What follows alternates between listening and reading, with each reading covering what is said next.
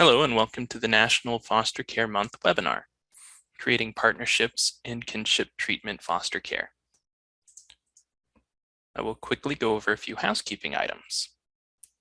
This webinar is being recorded. This webinar will be interactive, featuring polling questions and a video. The slide deck will be sent out a few days after the event has occurred. Please feel free to use the chat to pose questions and share thoughts and comments throughout the webinar. We will address your questions during a Q&A session towards the end of the event. If we are unable to address all questions during the event, we will answer the remaining questions in follow-up communication.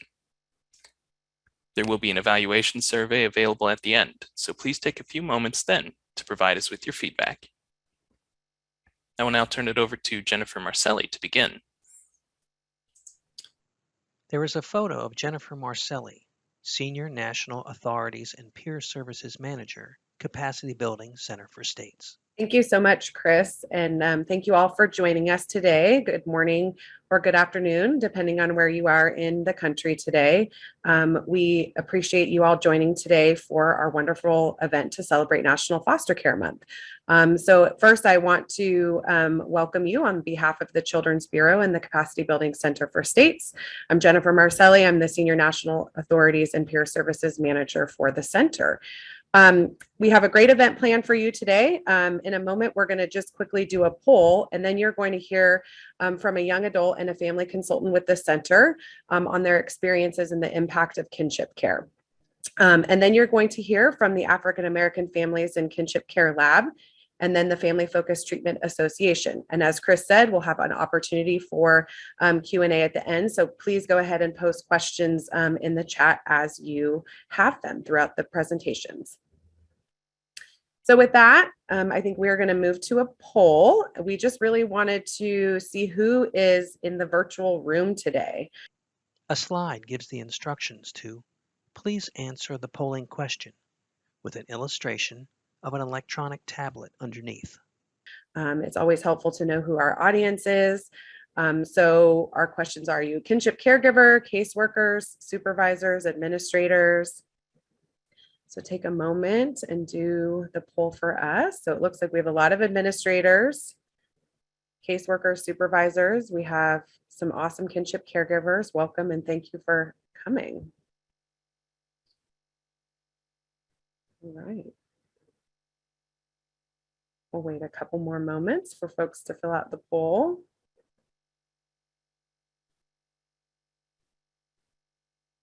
And we have about 200 answers right now, Jennifer, if you want me to give it another 15 seconds. Yeah, that sounds great. Thank you. Okay. Almost everybody's filling it out.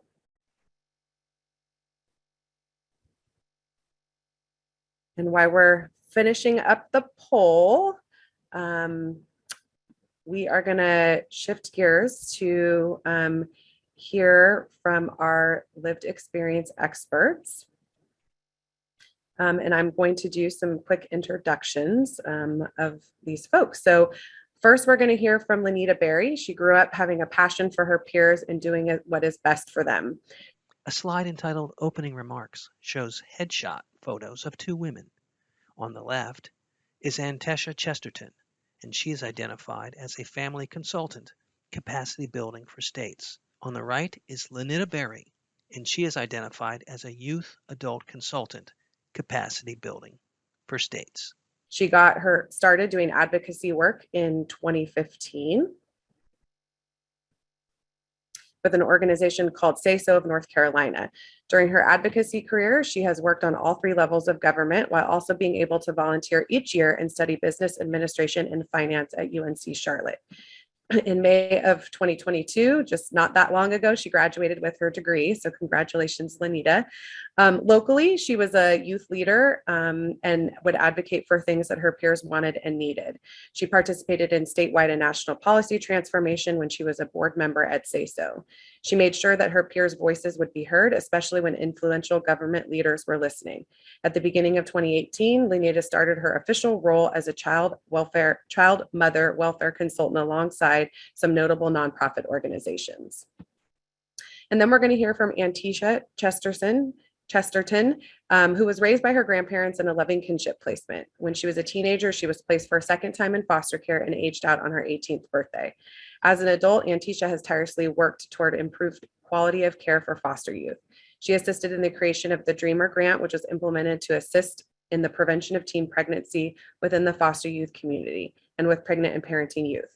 Living what she believes, Antisha became a kinship placement for her sister's 4 children, in addition to her own 3 children. She raised 7 children for a year and a year and a half until reunification took place. She's extremely passionate about engaging in the national dialogue on kinship care and is Nevada's grand advocate for Generations United and has completed a certificate in Grand Families Leadership. So we're very lucky to have you both here today. Thank you. And with that, I'm going to turn it over to Lanita.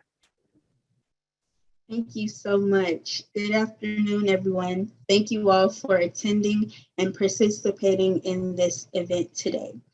And Tisha and I are here to welcome you and kick us off. But before we continue, I wanted to talk about my personal experience with kinship care and its importance. Before I officially went into foster care, I was in a kinship care placement with my older sister back in 2013. She took me in because I was in an abusive and neglectful situation and was pregnant, and she wanted me in a safe place. While living with my sister, we contacted the Mecklenburg County Department of Social Services, and we got resources and help. Eventually, an investigative social worker came to our home to assess our family environment. And while the worker was present, we had a discussion about our current needs and concerns. At the time, the biggest concern was my health and the need for a doctor. Since I was so young and pregnant, many local doctors' offices and OBGYNs would not accept me and admit me as a patient. So I did not receive medical attention while I was pregnant during my first trimester. Having adequate health care was not only the top priority of my family, but it became the priority of the worker as well. After the initial meeting with the social worker, she went over potential options, but every choice was based off the stipulation that I would go into foster care instead of remaining in kinship care. Ultimately, the decision was made to place me in therapeutic foster care where I would get the care that I needed. Although I did not spend a long time in kinship care, I still recognize the impacts of my placement. I believe if I've never been placed in kinship care, I would have a non-existing relationship with my biological family and feel estranged from them. I would also have had a rough time maintaining my family's cultural values while I entered into care. Having family values and relationship is so integral to youth, not only while they're in foster care, but eventually when they either age out or exit care. I share my story not to damper the incredible work that the investigative social workers do, but to highlight the need for preventative and proactive methods. I acknowledge that some people need foster care, but everyone needs family. People need more than a professional diagnosis, but raw, unconditional support and love. Sometimes foster care or other child removal situations can be limiting because some regulations and practices might hinder workers from going above and beyond for youth. The beauty of kinship care is the family connection and the willingness to do whatever it takes to raise family members. I would also like to acknowledge that I wish more resources that are available to foster parents could be utilized by kinship parents. The lack of resources puts biological families in a difficult position because members want to help, but might not have the tools to take care of youth. So many times I have heard my older siblings and family members wanting to get me out of foster care, but not having the ability to give care. The reality is heartbreaking, but I feel can be avoidable. Thank you all for listening to my story. Now I will turn it over to Antisha for a few words. Thank you so much, Lanita. Lanita is amazing, but my name is Antisha Chesterton. I am with the Center for Capacity and Building States. When kinship care is something that is near and dear to my heart, because when I was 9 years old, me and my 3 siblings ended up in a kinship placement with our maternal grandparents. It was an informal situation, so they received guardianship of us. Unfortunately, due to the lack of resources, that placement was a failed placement, and I ended up in the foster care system at 16. I remained in the foster care system until I aged out, and then I got into a lot of different advocacy work. But one thing that I wasn't expecting to happen, but I was there to accept it, was when my sister's 4 children went into foster care, and I became a foster care placement for her 4 children, as well as having 3 children of my own. So at the time, they were all 7 and under, 7, 6, 5, 4, 2 3-year-olds, and a 1-year-old. Did that for about a year and a half, and then they were successfully reunified with their dad out in Alaska.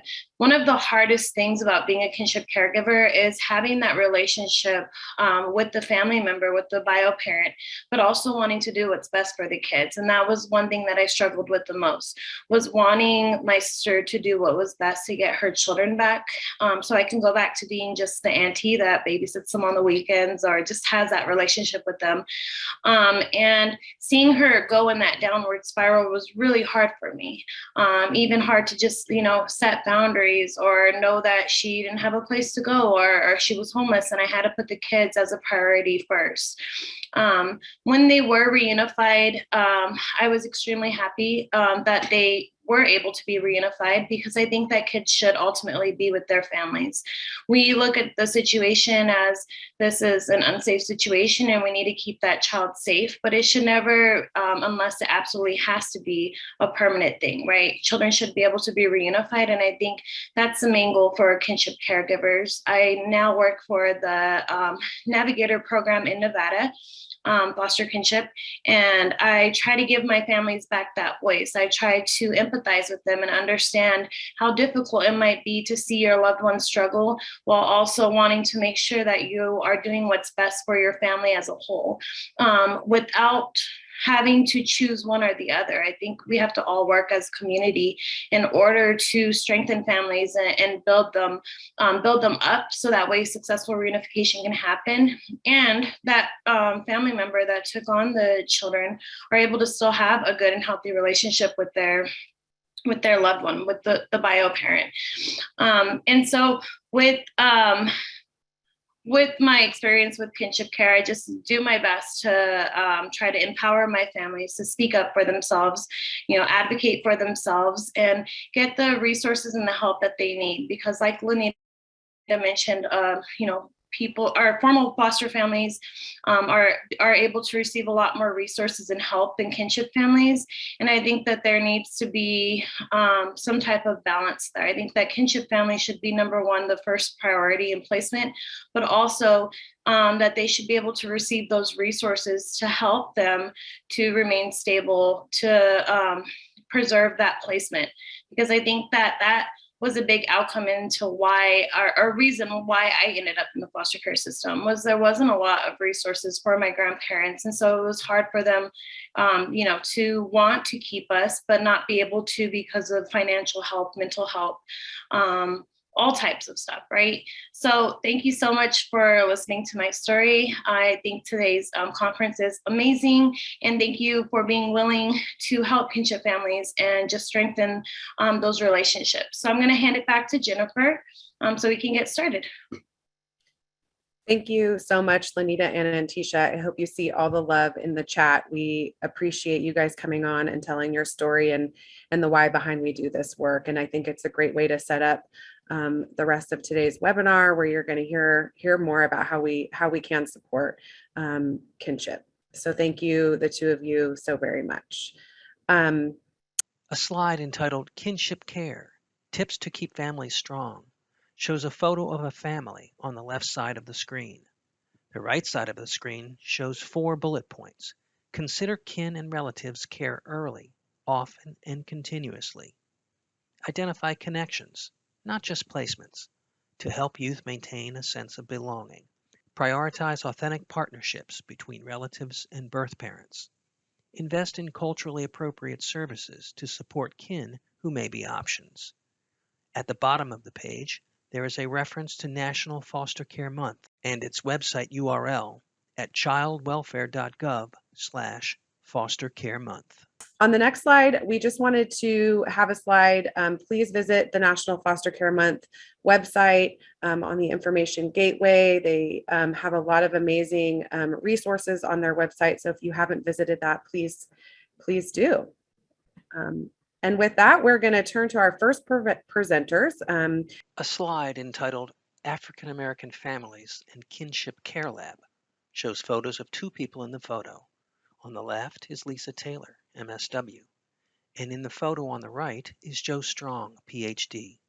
Beneath their photos is the logo for the University of North Carolina, Greensboro, for which both individuals work. We are going to hear from Lisa and Joe from the African American Families and Kinship Care Lab. I'm going to introduce them. So Joe Strong, PhD, is a postdoctoral research fellow in the African American Families and Kinship Care Lab at the University of North Carolina, Greensboro. He is a gerontological social worker with a background in biological sciences who's interested in social factors that affect mental and physical health in older adults, with a particular emphasis on dementia and other neurodegenerative conditions. And then we have Lisa Taylor, who works for Family Solutions, providing outpatient mental health services to each of her clients by using a comprehensive approach with a wide range of interventions. Lisa believes enhanced therapy can alter the effects in which families have experienced complex trauma and provide a better outcome when clients receive the proper tools necessary to focus on healing and building resiliency within the family unit. She's one of the research assistants on the Kinship Care pilot study in the Department of Social Work at the University of North Carolina, Greensboro. The family's impact on the development of African American children in kinship care. Her role includes community outreach, locating sites in the community to collect data from grandparents and recruiting grandparents to participate in the study. Lisa's passion for this work is derived from her informal placement into kinship care. So we're very lucky to have you two here. We're excited to hear from you, and I think I'm turning it over to Joe first. A slide entitled Who We Are shows a picture of 8 socially distanced individuals wearing masks, posing for a team photo in a vertically staggered arrangement. I'm sorry, this is Lisa, I'm sorry to say. Hello, hello, hello. Yes, it is I, Lisa. Thank you so very much, Jennifer, for that warm welcome. And again, thank you everybody for being with us on today. And we come to you and we are here to do what we can to make sure that we make it more clear what we are actually doing at UNCG. Who are we? Who are we? Well, Dr. Washington and the research team you see pictured right here, we are the ones that connect directly with Guilford County, Rockingham County's different social service agencies, even outside as far as Wake and other areas. We had to stretch it further. We were just in this general area here at Guilford County, but we ended up stretching out when the pandemic hit because we could not see those that we were seeking out, that we were trying to recruit. We could not see them face to face. So we needed to make sure we were gathering as many participants as we could. So we stretched out a little bit further. So again, we connected and got participants from kinship care groups as well, along with churches. We would go to churches and speak. We would go to different community events, wherever we would go in order to try to recruit those to be a part of the study. And actually, I can just kind of put a little blurb in here to say that I met Dr. Washington, of course, as Jennifer just got finished reading, at Family Solutions, because I was doing a kinship care group there. And how that actually took place was the fact that there were clients that the therapists were seeing, and a lot of those clients were in kinship care with their guardians, with their kinship caregivers. And those kinship caregivers needed assistance. They needed help. They continuously asked for finances. They continually asked, is anything out there to help me? I cannot do this by myself, and I'm just having to do it. So with that, we started a kinship care group so we could provide resources and provide different classes, have special guests come out. And Dr. Washington actually showed up when she heard about it in the community. And because of her wanting to recruit as many as possible that fit the criteria, she was able then to connect with those same kinship care givers that were in the group. Lisa, why do you mention that? I mention that because we all have to work together. And who we are people that are trying to help others that need the necessary help as they are trying to raise these children in kinship care.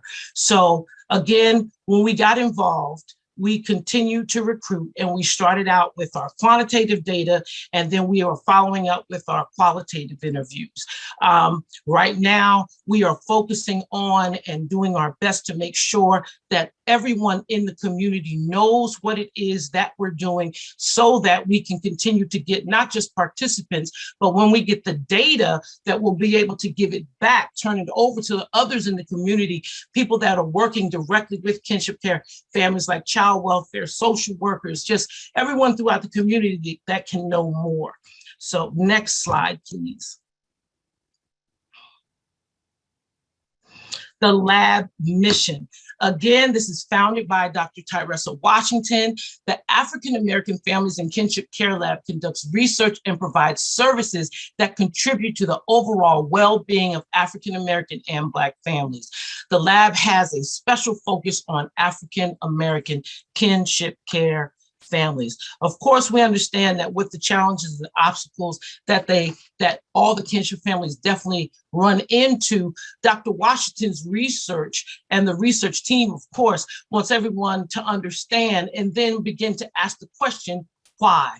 She stated in the article that she did, and I'm giving kudos right now to Dr. Washington because, of course, again, she allowed us to be here, but we're representing her in the research that she has done with so many others. One of the things that she stated in the article was, we've taken more of a positive approach by asking the question, what are the families doing well? So when you say, what is the mission? What is the mission of the lab? What are the families doing well? How can we find out what it is that they're doing so that we can do what? We can find out what their strengths are and also the resources that they might need, and also then be able to turn around and contribute to the children's social competence, academic competence, and then better behavior health.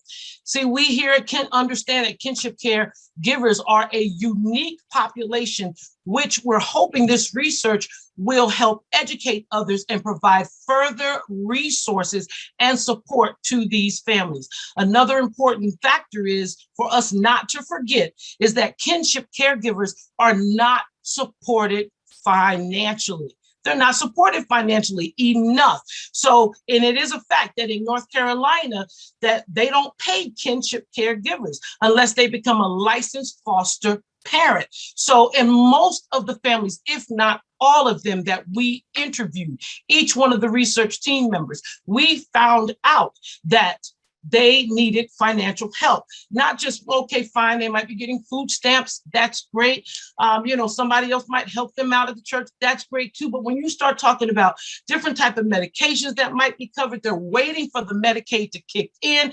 It hasn't happened yet, or something else happened in the home because the home needs repairs. So now they can't take money to be able to buy the clothes they need for the children. I mean, so many different things that require money. And let's not forget the health of the caregiver themselves. The health of the caregiver themselves could be failing, and therefore they're trying to get medicine that they can't afford, give up one thing to get something else. Again, making sure that they need to be okay, but trying to take care of the children too.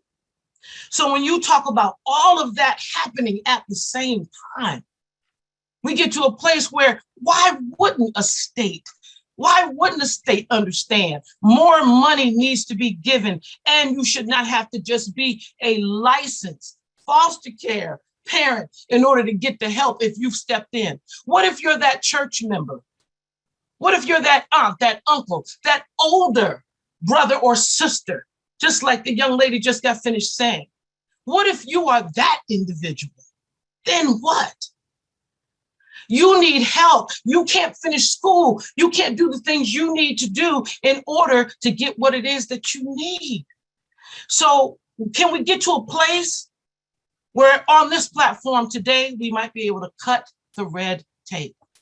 Next slide, please. I get pretty passionate about it. Excuse me.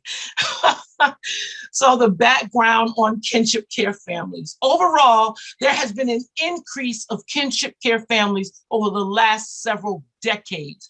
20% of all African-American children will reside in kinship care as opposed to 13.3% in the general population.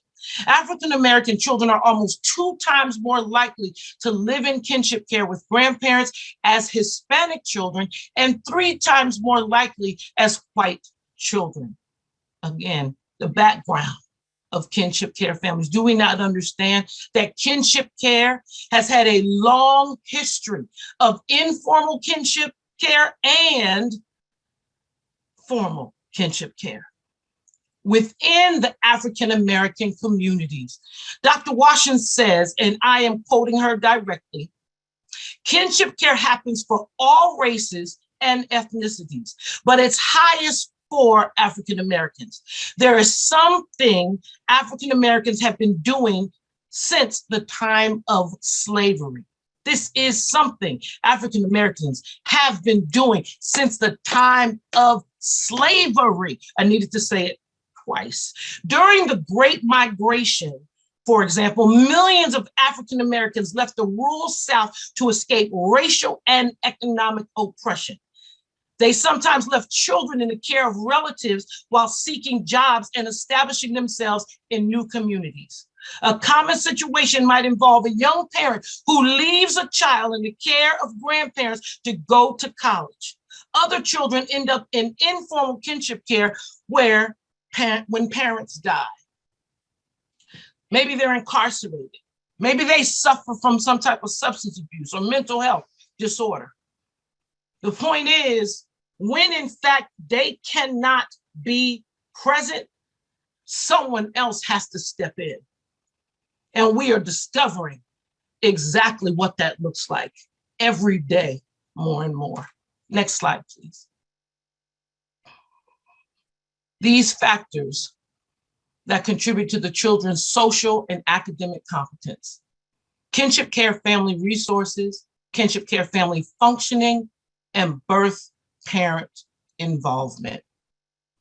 Again, we understand when these families are overwhelmed that if they don't get the resources, it's going to be hard for them to move forward. How can they function as a healthy, productive family? How can the kinship caregivers watch the children that they have laid their lives down for? And I can say it like that because I am a survivor. And I say survivor because I should be dead and I'm not. And why am I not dead? Because there was a kinship caregiver, my mother, who we are celebrating her birthday today, May 25th. If it was not for her, Rosie Sherrod, where would I be? Because of the functioning within the family. Because of the resources that she did not have, but made it work anyway. And also, again, because birth parent involvement. There was no birth parent involvement for me, but with research, we have come to find out that it does make a difference sometimes in so many areas, if in fact there's birth parent involvement. Well, that's all that I have to say. And I hope that you got something from what I delivered. It is giving me the greatest pleasure to turn the rest of this now officially in the hands of Joseph Strong. Dr. Strong, take it away. Thank you very much, Lisa. As you all can see, Lisa is a national treasure, if not international treasure, and we're so happy to have her working with us in the lab. And she's a very tough act to follow, let me say. So I'll speak briefly about the research that we're actually conducting in the lab. We have 2 studies taking place primarily. First one is an R15, which is an Academic Research Enhancement Award.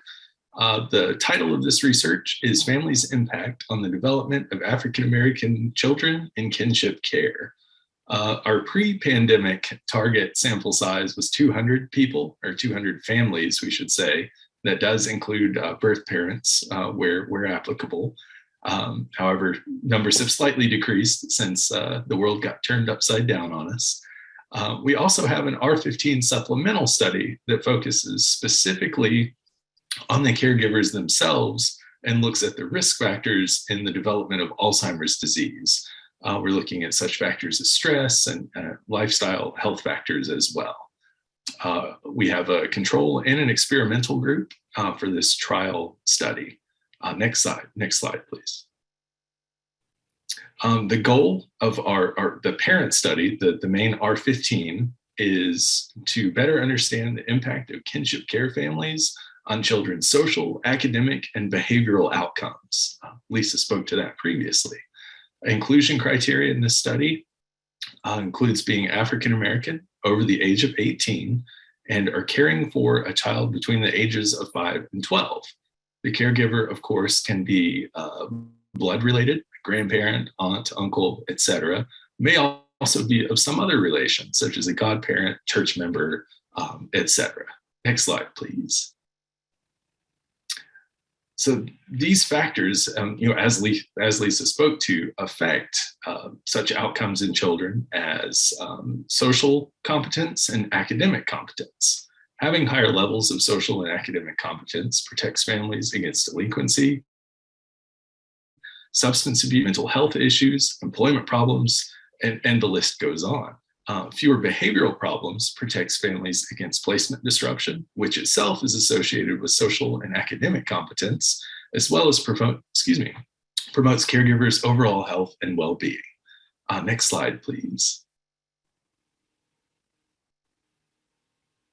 The R15 supplemental study, again, looking at the risk of development of Alzheimer's disease in African American kinship caregivers, has several goals. So obviously, we're looking at risk factors for the development of Alzheimer's disease, such as stress, factors related to stress management, cardiovascular disease, and other health disorders. We're also looking at positive lifestyle factors that African American kinship caregivers rely on to reduce stress and promote physical health. And we're also looking at negative coping strategies that might amplify poor physical and mental health outcomes. Inclusion criteria for the experimental group includes enrollment in the parent study, the main R15. Inclusion criteria for the control group involves just being an African American non-kinship caregiver over the age of 18. Next slide, please. Kinship caregivers face unique challenges, such as parenting for uncertain periods of time, and often with scarce financial resources, as we've heard before. This places them at significant risk for high stress levels. Recent findings indicate that there is a link between chronic stress and Alzheimer's disease, so there's a strong need for research to identify possible stressors and mitigate risks among kinship caregivers. Next slide, please.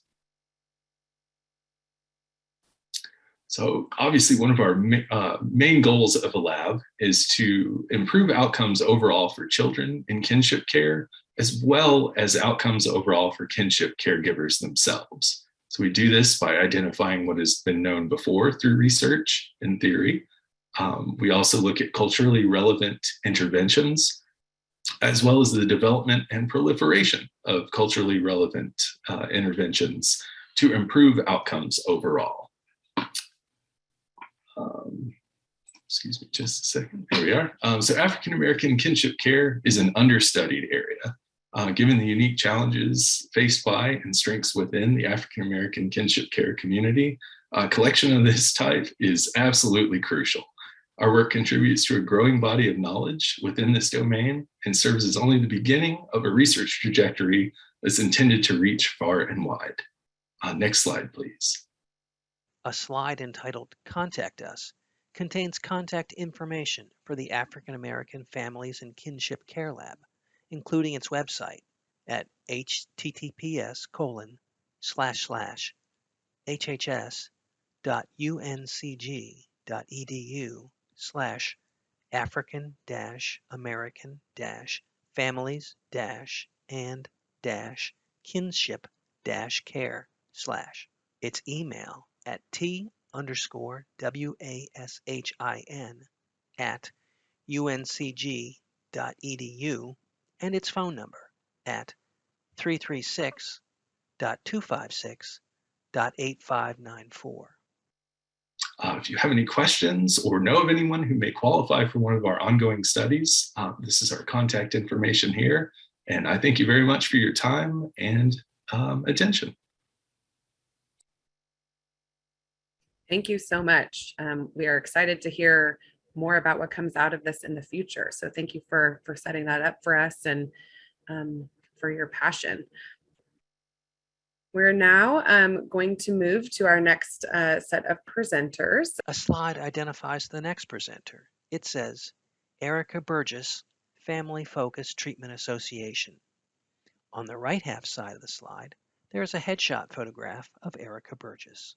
From the Family Focused Treatment Association, and I'm going to introduce Erica, and she'll introduce a couple other folks that you'll hear from a bit later. Erica started her career in Pittsburgh, Pennsylvania, working in residential treatment. In 2001, she moved to North Carolina, at which time she started her career with Methodist Home for Children. During her almost 20-year career with Methodist Home for Children, she managed group care and foster care programs. In 2020, she started her own company, and she works with the Family Focused Treatment Association and oversees their North Carolina Kinship Therapeutic Foster Care pilot, in which she supports public and private partners as they join to promote interventions in kinship homes. She has a passion for improving the lives of children and families served in the child welfare system. Working in the foster care system for the past 19 years has taught Erica a great deal about the need for system change, the power of family, the importance of community, and the need for strong leaders. So with that, I'm going to turn it over to you, Erica. Thank you, Jennifer. Just making sure you can hear me okay, so let me know if you cannot. We can hear you great. Thank you. Perfect. And I do have two partners with me today, and I'm going to introduce them as we get closer to their presentation. So let me just start with talking a little bit about who Family Focused Treatment Association is. You'll hear me reference this group as FFTA, and this is a group that I currently work with in North Carolina. So next slide. A slide entitled Rhonda's Story shows a headshot photo of Rhonda. So I wanted, sorry, I'm so sorry. Before we get started with FFTA, I want to ground us in, it was great to hear from both of our presenters earlier. And I wanted to ground us and hear from another provider. So we're going to listen to a story from Miss Rhonda, who has participated in the national campaign this year. So she is located on the website, and you can find her story along with others. And so if we could play that first to kind of ground us on who we're talking about for the families that are in our pilot.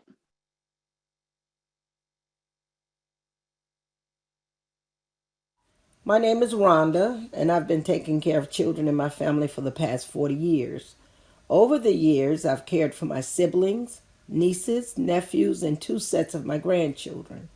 Taking care of family, children, and people in need has always been something that I've done. Some would say that I'm just a natural caregiver. I'm currently a licensed therapeutic foster parent in North Carolina, caring for my 2 teenage grandsons. I work in partnership with my local Department of Social Services and a private agency. This is the first time in all of my years caring for relatives that I've become a licensed foster parent. Prior to this, all of my other relatives were not placed in the legal custody of the state. So I was able to step in and support them without having the involvement of social services, which at the time made things easier. Back then, I was able to make all of the decisions for my relatives, but I had to build my own support systems in the school and community. I also had no financial support or training.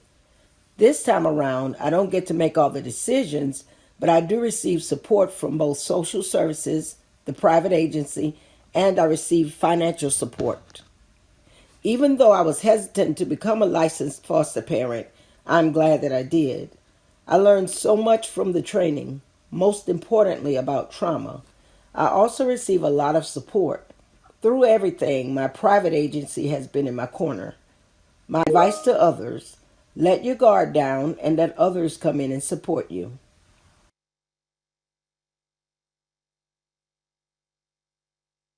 Oh, thank you so much for showing that. Again, that's Miss Rhonda, and she is one of the kinship caregivers that's involved in our pilot, which I'm going to be talking about today. So let me back up and tell you a little bit about FFTA. So if we can go on to the next slide. Like I said, Family Focused Treatment Association, also known as FFTA, works to advance best practices and advocate for policies that support families in their care and for in treatment for children. So this is a membership organization. It's been around since the 1980s, with a focus initially.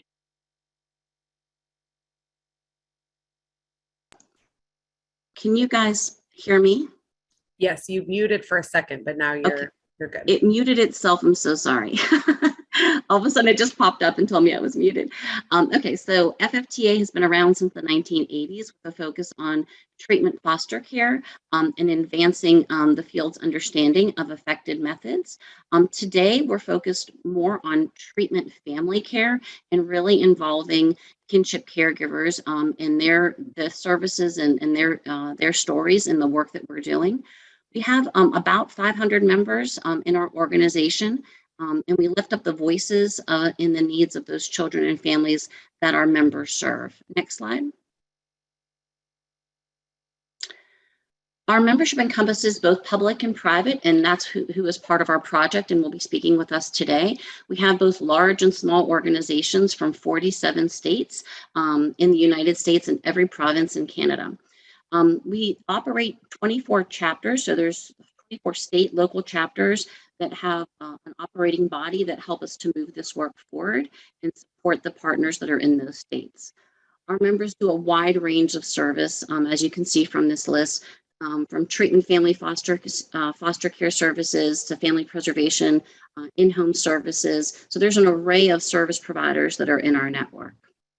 That's a little bit about who FFTA is. I'm going to talk to you a little bit about our philosophy about kinship care. So next slide. A slide entitled FFTA's Perspective has text on the left side of the slide. It says Project Overview, and under those words are 3 bullet points: our interest, funding, design. On the right side of the slide is a small illustration that shows a blue rectangle with white letters and images inside of it.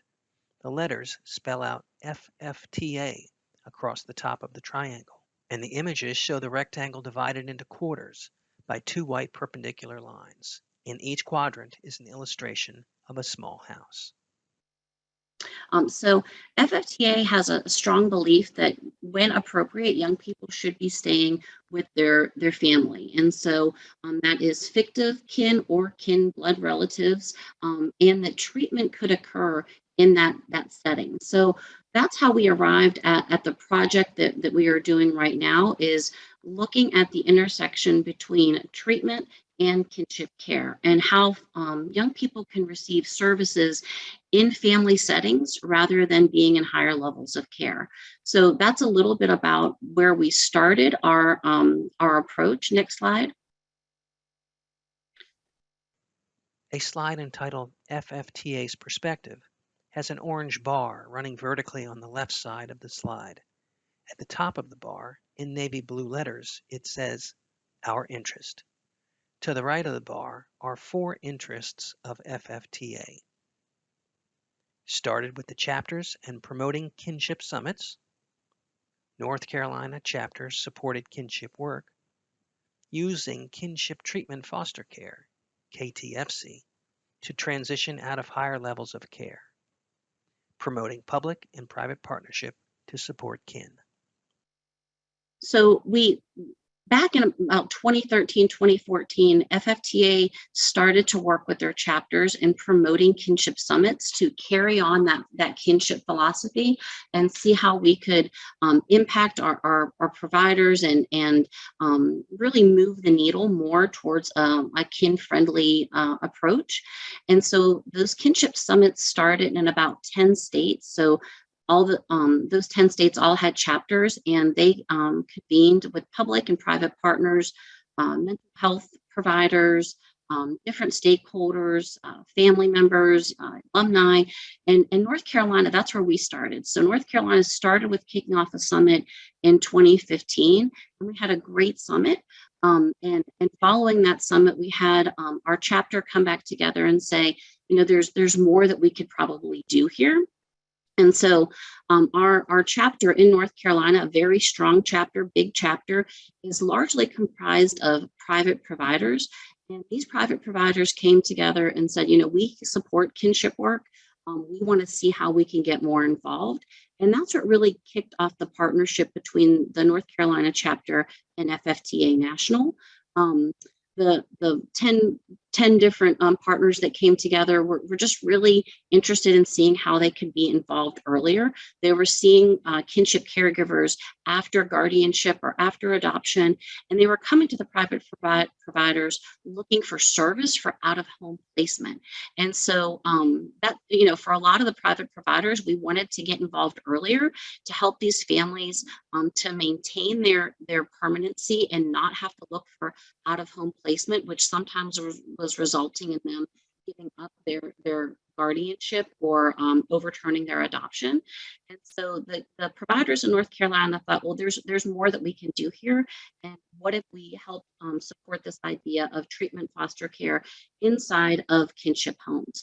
So that's where we moved forward with our project. And we started looking at higher level youth that were in PRTFs or group care, and saying, why couldn't we put them in with homes with relatives and give them the same intervention of treatment foster care and help them move towards stabilization and permanency? So that's really where we started our work.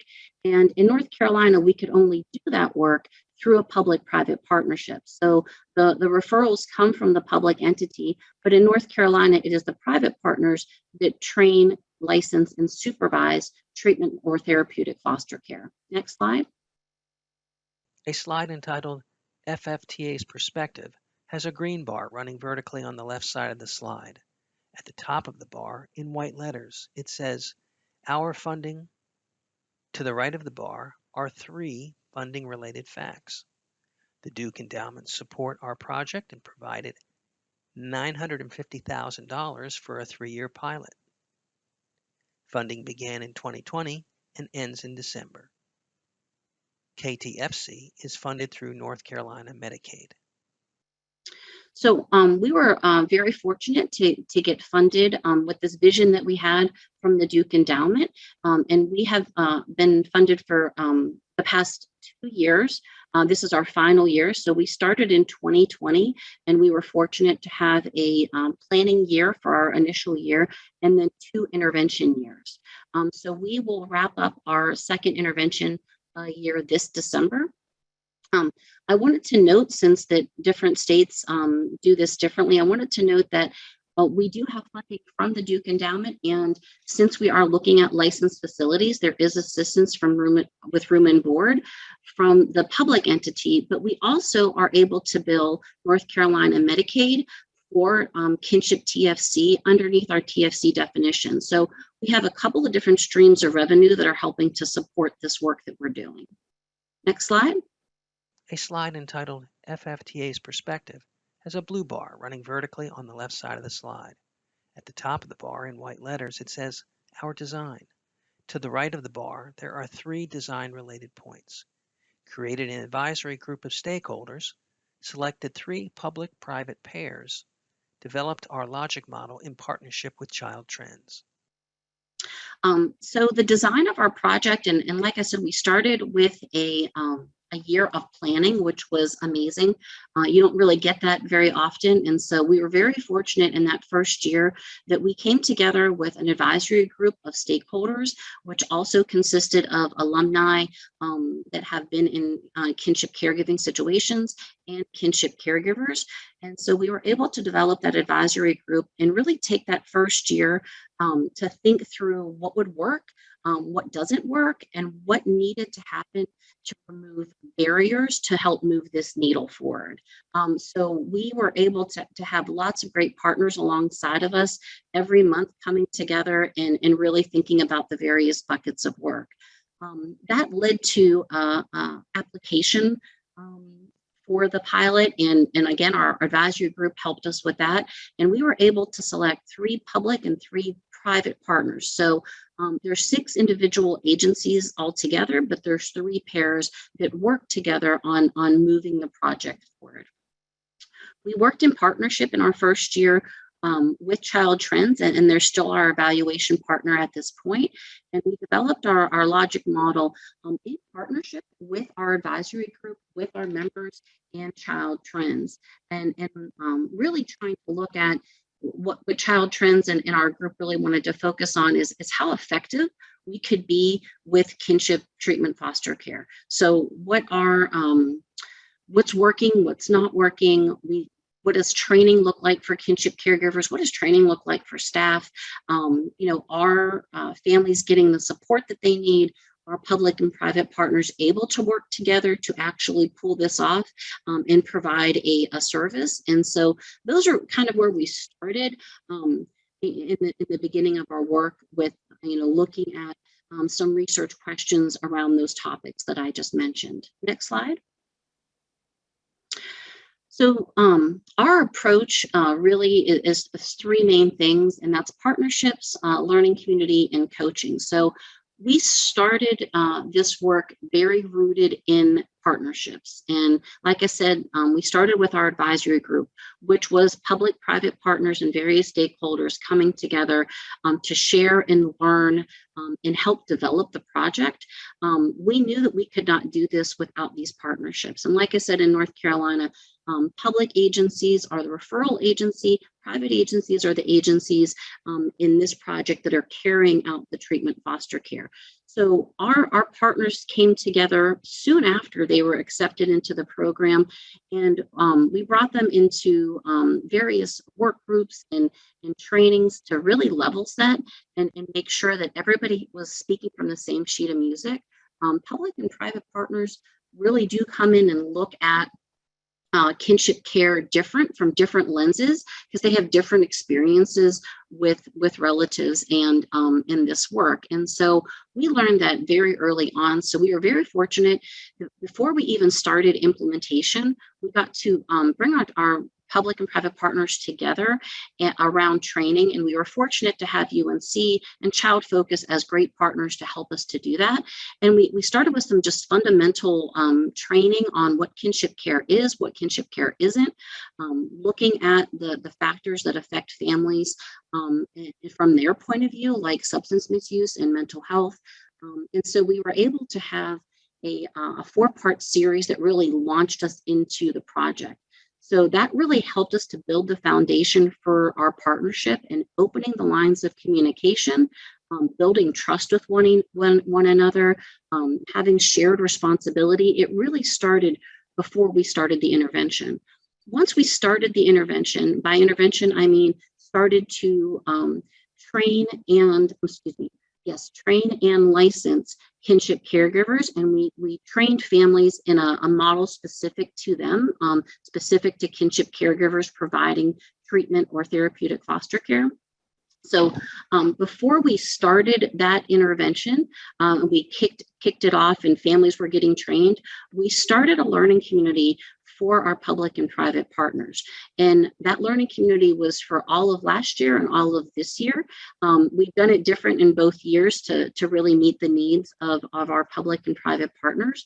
But those learning communities were a chance for people to come together and talk about various topics that were barriers to moving the work forward. So we spent a good part of our first year talking about search and engagement. And the reason we started there is because more than 50% of the young people that we had identified for this population, more than 50% of them still needed search and engagement. They did not have any relatives or fictive kin caregivers that could help support them through their journey. And so we said, okay, we really need to bring and shed a light here on this. And so we brought in one of our another partner to our group to really share about the experience of search and engagement and the emphasis on engagement.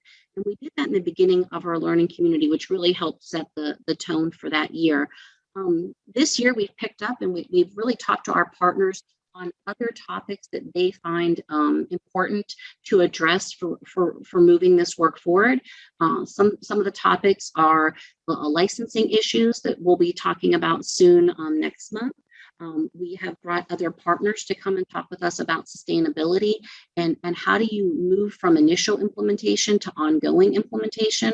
So there's been various topics that we've been able to move through to really help support our partners in their relationship. Coaching is the last thing that was part of our approach and continues to be part of our approach. So all of our peers have a coach assigned to them, both last year and this year. So in conjunction to their learning community, they have coaches that come in and guide them through the process and help them to problem solve and brainstorm. There's even times that they're doing case consultation to help move things forward and eliminate those barriers that might be holding people back from either placing or providing appropriate service to kinship caregivers.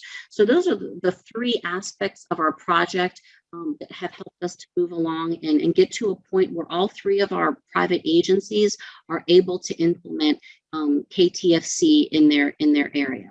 Next slide. So I just want to quickly go over some of our findings, and then I'll introduce our two speakers that you're wanting to hear from that actually do the work. So what Child Trends found out in our initial findings are agencies really did recognize the value of KTFC, which was huge because at first, some people could be a little bit skeptical about doing this intervention, but they recognized the value and they realized that collaboration was really key. We did notice with the training for both staff and kinship caregivers that knowledge and attitudes changed after their initial training. So both groups went through initial training.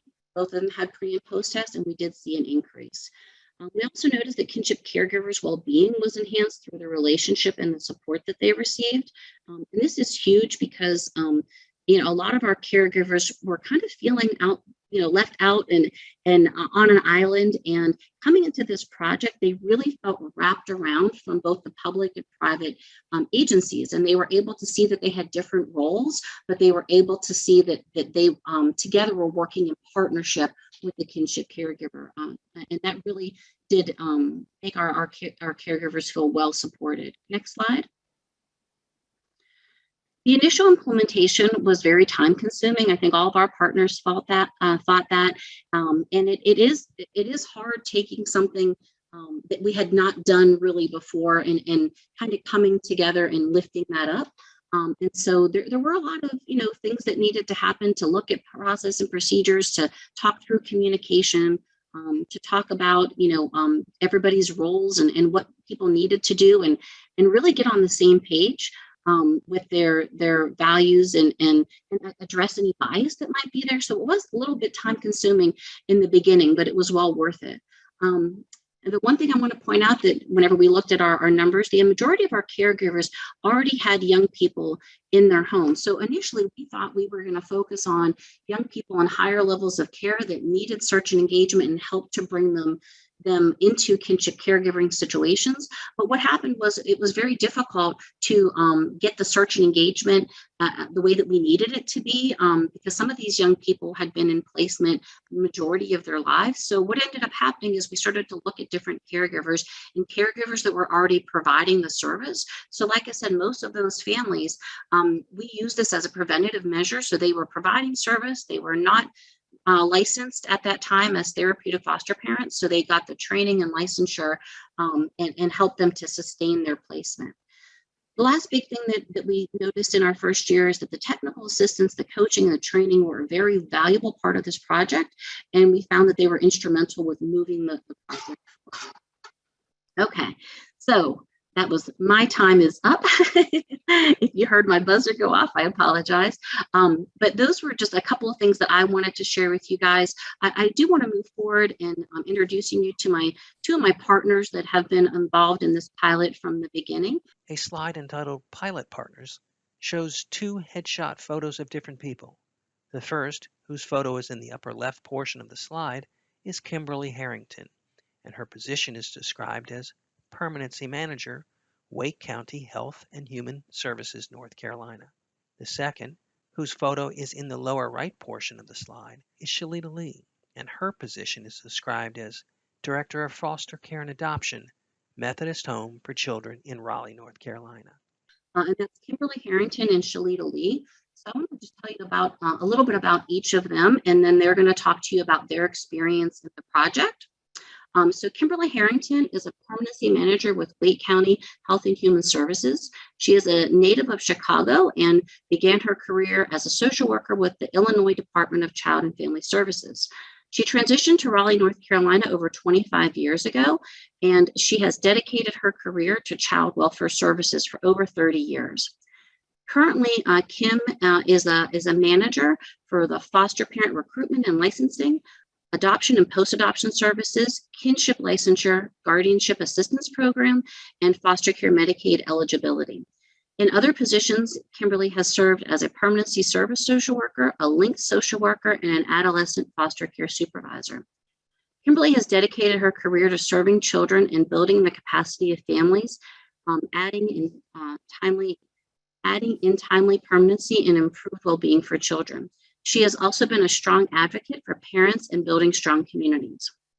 When she's not making magic happen, she enjoys spending time at the beach, reading a book, or gardening. Kim earned her Bachelor of Arts degree in psychology from Western Illinois University and a Master's of Arts degree in psychology from Chicago State University. Shalita Lee is our second presenter today, and Shalita is currently the Director of Foster Care and Adoption with Methodist Home for Children in Raleigh, North Carolina, where she has been employed since 2010. She was recently presented the Employee Excellence Award for her exemplary work and continuous service at the agency. Shalita serves as the Secretary for the North Carolina chapter for FFTA. She received her MS degree in Child Development and Family Relations from ECU in 2010 and her MSW from North Carolina Central. Shalita is a licensed clinical social worker with several years of experience working with children and adults with mental health, intellectual developmental disorder, and substance misuse.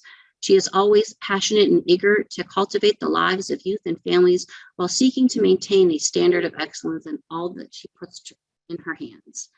So I just want to move this over now to Kimberly and say welcome, and I'm going to mute myself and turn it to you. Thank you, Erica. Next slide, please. Good afternoon. As referenced, I'm Kimberly Harrington with Wake County Health and Human Services, and I've had the gracious privilege of partnering with our private partner, Methodist Home for Children, in this endeavor. Here at Wake, we've been extremely fortunate to have the support of our executive leadership, which is very important, from the onset of our partnership, and have been afforded the ability to present new options for kinship engagement, support, training, and maintaining and improving family connections, placement stability, overall well-being, and permanency for children in our care. The initial planning phases were time-consuming, and there were growing pains that needed to be addressed. However, we remained persistent, and we worked through those phases of development. When working with partners, it is key to ensure that you have a clear outline of goals, and specifically, we found that when you address the shared goals among partners, it brings you to the table easier and supports the professional connection. We began our journey with our project team, and we met consistently to discuss and establish core goals and to gauge what would make this project successful, developing our scope of work, comprehensive planning sessions, having candid communications in safe space, and being able and willing to tackle the difficult matters as they came up. When we look at what would make this very important, partnering to support permanency, connections, and stability for children, Those components are looking at ways to identify kinship sooner. We all know that children thrive when with family. That is our goal. We also have to look at multiple ways of supporting the licensure process, not limiting ourselves to the one course of action. We're all accustomed to doing business a certain way. We have to move. Supporting kinship caregivers through their process. As we all know, licensure may sometimes be a daunting task, and we have to be willing to walk the journey and encourage families through. Ongoing engagement and assessment of individual family needs, because each process is going to be different. Every family is unique. Strong partnership and shared values. Working in tandem brings about success. We have to be willing to partner with each other in order to move. Next slide, please. Partnering to support this action has been so important. And as we do that, we have to look at what our identified roles are. While we may have started out as public versus private, and that remains our entity, we became one blended agency working with defined roles, establishing subgroups that would specifically address licensing, information sessions for families and staff, screening tools, training, search and engagement, and even looking at our data and technology needs. Working in tandem enhanced our engagement and service delivery and was found to reduce duplication of effort and move the team forward. Establishing processes and procedures. Evaluating and ensuring you have a solid process in place for how to move forward is critical. Each entity must be clear on what steps are on each end. Thus, we developed a systematic process, yet flexible approach based on each unique family dynamic. Increasing the communication is important because, of course, without communication, many partnerships may falter. It is critical to stay connected, to openly share successes, challenges, and needs. It is necessary to convey what the challenges are of the respective agencies and how each other can potentially offset or support that potential gap in service. You are able to identify then and broaden your scope of service, increase training opportunities, build on respective strengths, and work through the logistics with greater ease, mutual respect, and understanding. When you look at increased accountability and shared responsibility toward a common goal, those two go hand in hand. We have to fully understand what is expected. It is holding individuals accountable and the collective leadership group. Building a platform that allows everyone to take ownership of the process and establishing short and long-term goals is vital to getting everyone in the group on the same page. It allows for consistency of practice and working collectively to break down barriers to achieving the goal. Our success is ultimately defined by the family's success. Knowing that things change, as a project team, remember you should always be willing and able to adjust and reinforce the goals as needed. Process mapping for both partners. For each agency, it was necessary for us to determine what our current internal processes were from prevention through the achievement of the permanent plan, and to identify pain points that required additional attention, support, or complete changes in our process that would support the FFTA work. Kinship processes for public agencies versus private agencies are different yet similar. When completing our mapping process, we were easily able to identify common goals, and it helped guide the defining of roles and responsibilities for the individual leaders. Embedding the process into the work. Ensure that kinship becomes an integral part of the work within your agency and collectively as private and public partners. It has to be encouraged from your leadership through your frontline staff. It is vital for the success and support of the families that all staff, middle management, and leadership see and understand the value of kinship and how ensuring kinship engagement better supports the well-being of our children. While there are often challenges in child welfare with turnover, you must ensure that there's a solid transfer of learning process in place. Next slide. Now, certainly we've had numerous successes, and yes, there were some challenges faced. And what you will see here is that, a lot of it started from having buy-in from the agency. And so in order for us to do that, we needed to increase our efforts in allowing more persons to be included by broadening our circle. And that needed to happen from all layers of the division. We worked on this with increasing information and more inclusion, having meetings with supervisors and workers to staff cases initially and ongoing. The assessment phase was also important. We had to adjust our traditional process. As I referenced earlier, we have to be willing to move. We have to understand that there's going to be necessary pieces to the puzzle that are unique to kinship providers. Partnered with our private partner in order to have information meetings that were unique to the population as well, and utilizing our kinship screening questions to get to the core of really what tools are needed to make this successful for the individual family. Reducing bias, ensuring that our service provisions were equitable, meeting families where they are, and being flexible. As a public agency, we found that partnering with Methodist Home for Children to engage families directly allowed for an external connection to support the process, reducing public agency stigma attached to licensing. Silos. You have to break down the silos within divisions, functions, and areas of service to support the effort. Understanding that engaging and supporting kinship at the onset of the agency's involvement with any family is important. Helping other functions understand how they tie in will help yield improved results. When hiring new staff, onboarding should be intentional. We want people to come a part of the agency with lived experience who can move this work forward, and training and sharing of the agency's core values around kinship care and support must happen initially and ongoing throughout all levels. And certainly, we have functioned and we continue to function in this agency, this state, and in many states across the country with limited resources.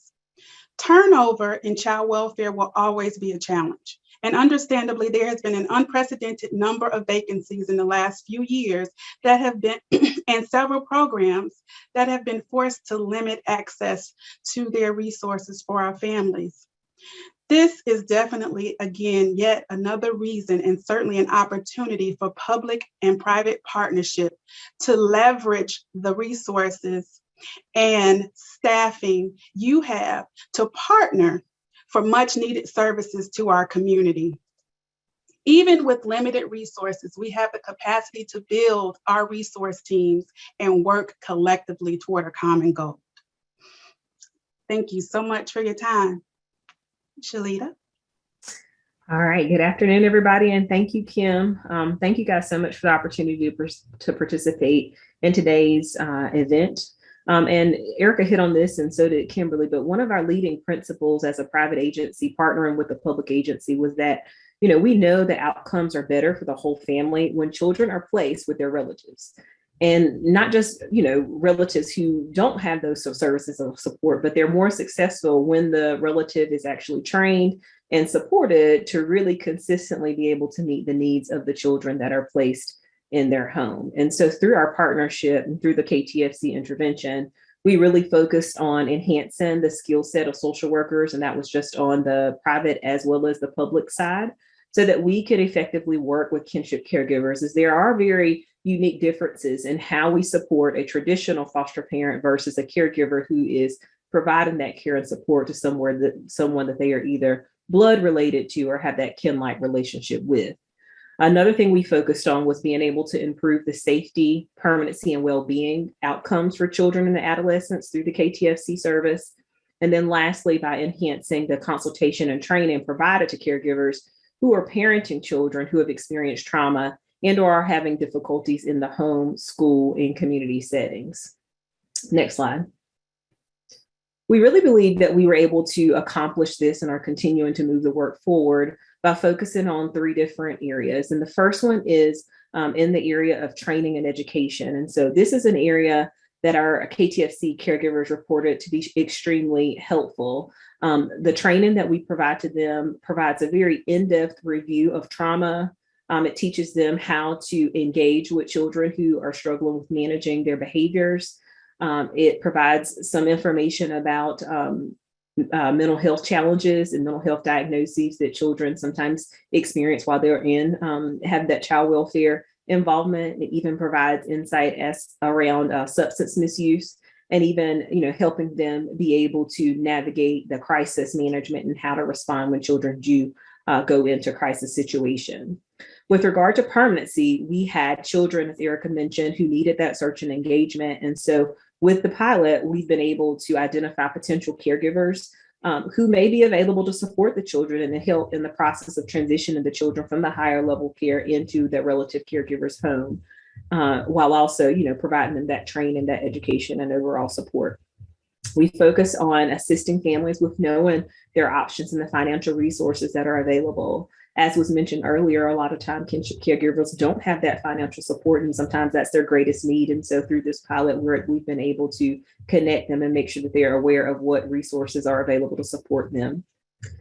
With regard to support, I'd like to just share a little bit about what the support looks like on our end within this partnership.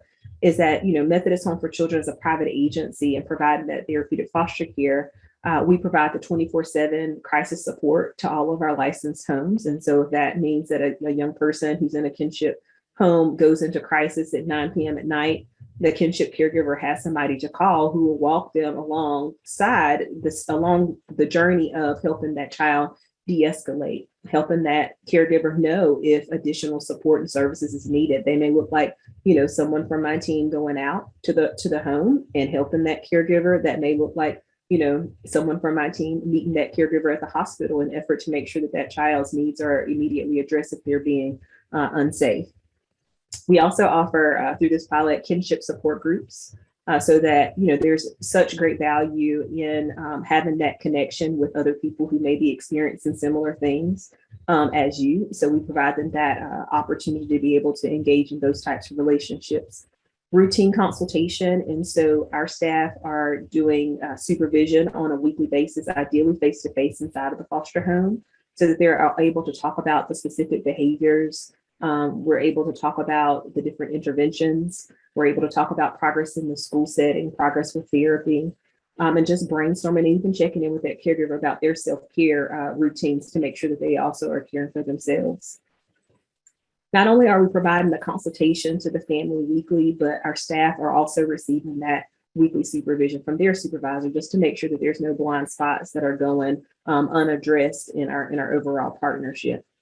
We do routine assessments to make sure that we are able to provide the right treatment services to young people who come through our program. And some of those assessments include the child behavioral checklist, the youth outcome questionnaire form, which again helps us to make sure that we are appropriately addressing any of those needs that a child comes to us with. Next slide. So this approach has really been helpful for the families that have moved through our program.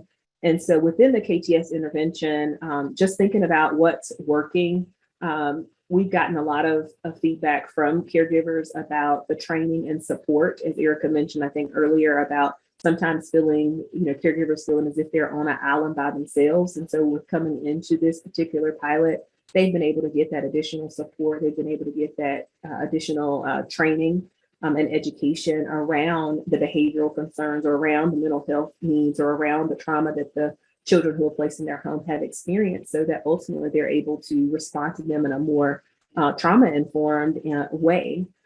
Supports and permanency. And so with this intervention, in some cases, when the family has been introduced to the licensure process, sometimes the children are just having behaviors every single day. And so we've been able to step in with this program to be able to help stabilize the placement so that the child doesn't need to go to a higher level of care. And so that is another thing that is really working for us and for this program, and allowing us to be able to help that child ultimately meet their permanency plan goals. And so those are some of the things that are working. With that, there are some things that have been identified for areas of needed improvement. And mainly that has been for us, working with other mental health providers. And so in the state of North Carolina, we have in-home services that are providing, sometimes we call it intensive in-home. And so in those situations, they're going in, working inside of the home with the caregivers as well.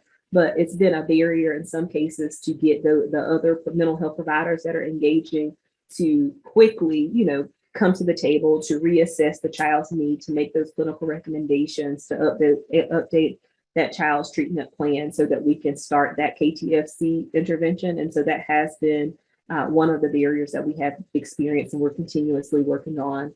The supporting authorization. And so also with the getting updates on the clinical assessment or the psychological assessment or diagnostic assessment, updating the treatment plan. We've had the managed care organization, which are the people who oversee the Medicaid funded services in North Carolina, at the table. But with that, sometimes that information may not make it all the way down to the line staff or utilization reviewers. And, they may or may not be willing to have a full or comprehensive understanding of KTFC. And so they're more likely to deny the KTFC program than actually, fully understand and say, yes, this is a service that would benefit this child and prevent them from going to a higher level of care. And so that is an area of improvement that we are constantly navigating and working through.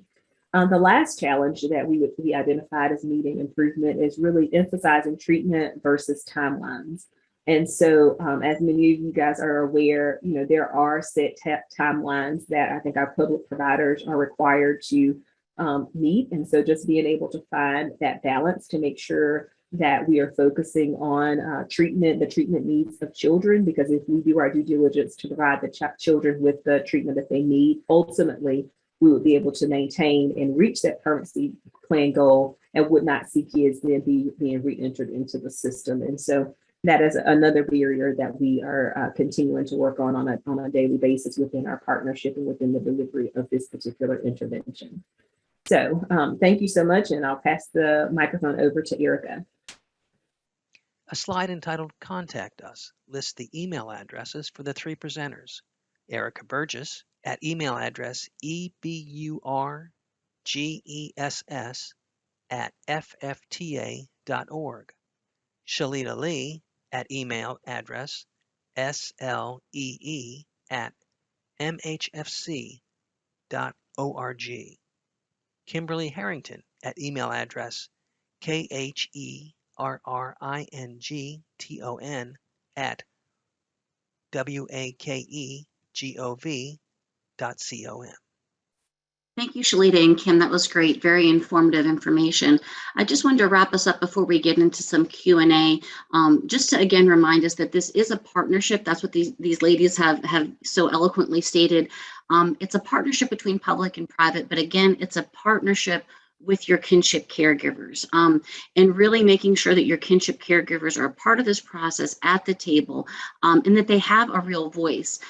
This partnership has worked so well in including families that Kim and Shalita just recently celebrated one of their first cases that came into the pilot several months ago. I think the family received about 8 months of intervention, and just last week, the week before, they celebrated an adoption with an aunt and an uncle for a young person that was in the service. And to get there, it really took a strong partnership between not only Shalita and Kim and their group, but that partnership with that family, and hearing that family and listening to them whenever they say, we need assistance, we need an intervention, we want to get to permanency, but we need some support to get there. And with their partnership, they were able to celebrate an adoption 2 weeks ago. So just want to commend Wake County and Methodist Home for Children for all the great work that they're doing.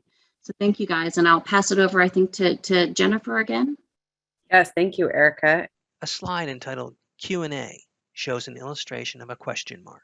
And thank you, Shalita and Kimberly and Joe and Lisa and Antisha and Lanita. Thank you so much for all of this. This was amazingly informative and helpful, and appreciate everybody's passion. We have a few moments to do some Q&A. So if you guys have some questions, please feel free to continue to post in the chat. Erica, the majority of the questions that have come in so far are for you and your team.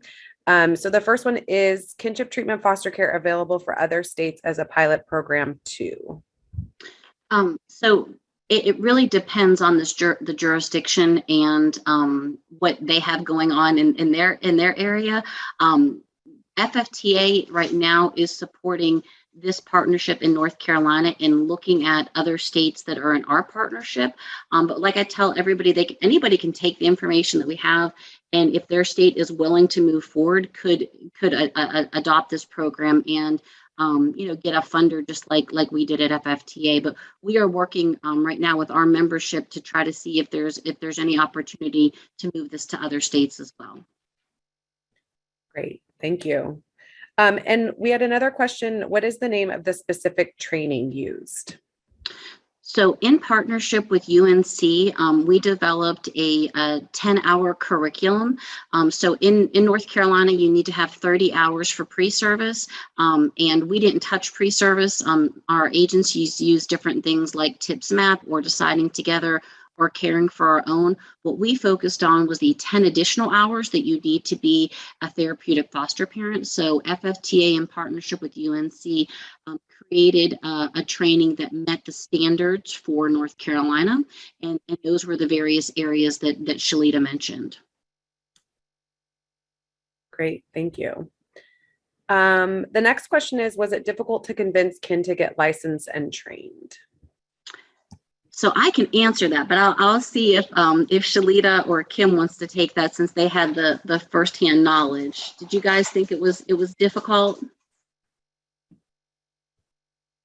I don't think it's difficult to get families licensed and trained. I think the difficulty, or most of the difficulty that we had at the onset, is getting families to the door.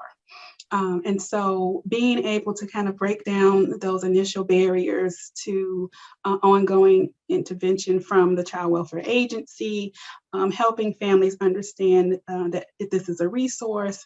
And that was one of the reasons why we developed a kinship-specific information meeting to really tailor our conversation and answer questions specifically that kinship providers that would be unique from a traditional parent being licensed for foster care or therapeutic care services.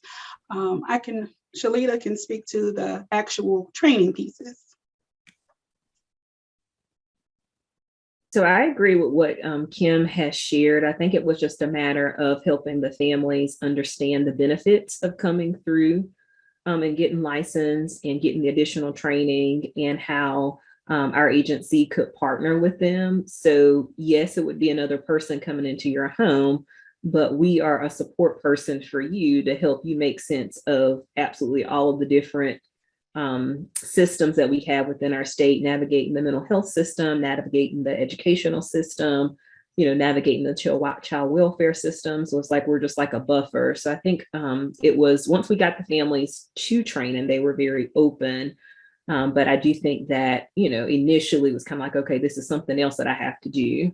And so I think we did a good job. We learned a lot in the process. And so I think over the years, we have been able to come alongside each other and approach the work together, which has been extremely helpful in how we're addressing and initiating those conversations and contacts with families. Thank you. We have lots of questions coming in. For kinship caregivers who are currently providing support to youth, will they be able to be a part of the Kinship Caregiver Program? I think that was from Christy. Hey, Christy. She's from North Carolina, I believe. That's somebody that we know. So we are in 3 counties in North Carolina for this pilot, and that's New Hanover, Wake, and Cabarrus. And so those counties make the decision about how families move over to the service. And so if they're eligible, if they have a young person that's eligible for therapeutic foster care, then they're eligible to be a part of this pilot. If somebody is in a different county, it's not that you can't do this. And so I would just, if you're in North Carolina and you're trying to figure out how to do this, you can certainly contact me and we'll put my contact information back up.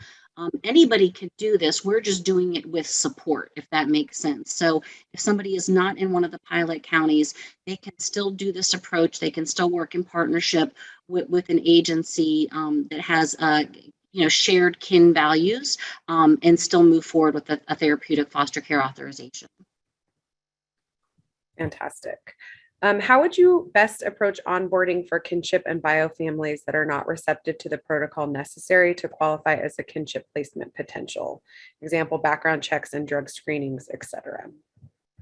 So I can speak to this quickly, and then if Shalita has more to add, but I would say that what we learned very early on was messaging is key.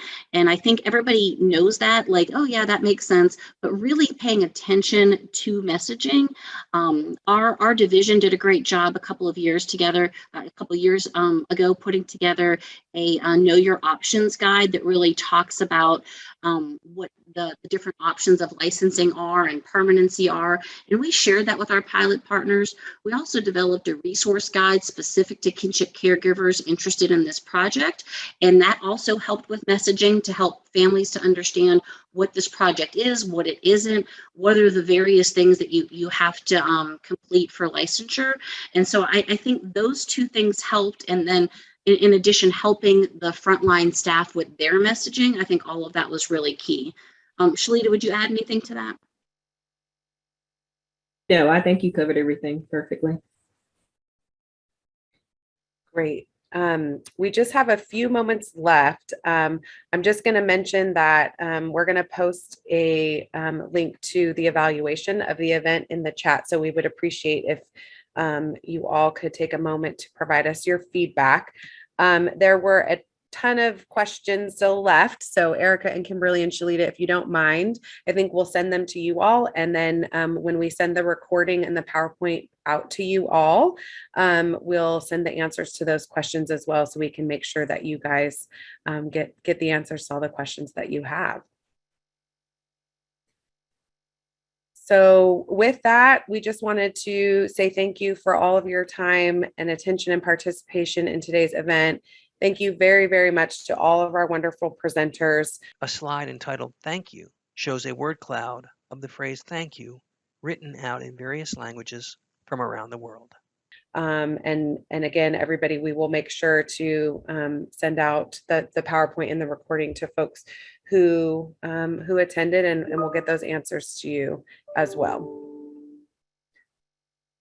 And with that, I hope everybody has a great rest of National Foster Care Month, and we'll see you next year.